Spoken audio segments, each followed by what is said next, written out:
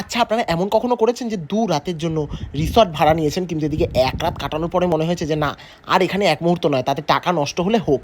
আমাদের ঠিক এমনটাই মনে হয়েছিল আর আমরা তাই করেছি।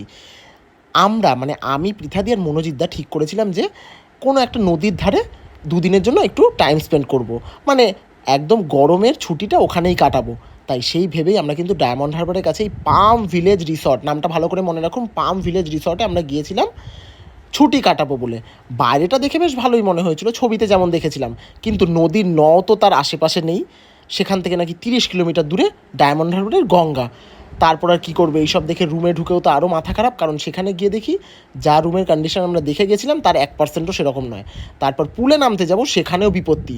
বলে কি না সকাল ৯টা থেকে ৫টা অবধি মাত্র পুলে থাকার সময়। এই রোদের মধ্যে কে বলুন তো ৯টা থেকে ৫টা অবধি পুলে কাটাতে পারে? তারপর আর কী করবো, এইভাবে আমরা মনোজিৎদাকে নিয়ে মজা করে একটু টাইমটা কাটাচ্ছিলাম। তারপরে তো যখন রুমে ঢুকলাম প্রচণ্ড খিদে পেয়ে গেল। খাবার অর্ডার দিতে গিয়ে দেখি আরেক বিপত্তি। কি না, বাইরের থেকে কোনো খাবার এই রিসর্টে ঢোকানো যাবে না, এমনকি একটা জলের বোতল পর্যন্ত সেখানে আনা যাবে না বাইরে থেকে। আর সেখানে খাবারের দাম তো প্রায় দ্বিগুণের থেকেও বেশি। তারপর আর কি করব, সেখান থেকে কোনো রকমে খেয়ে আমরা এইভাবে বিকেলবেলা একটু বাড়ির মধ্যে মানে রুমের মধ্যে আমরা নিজেরা টাইম কাটালাম। এত বাজে রিসর্ট, তাই আমরা ঠিক করলাম আর নয়।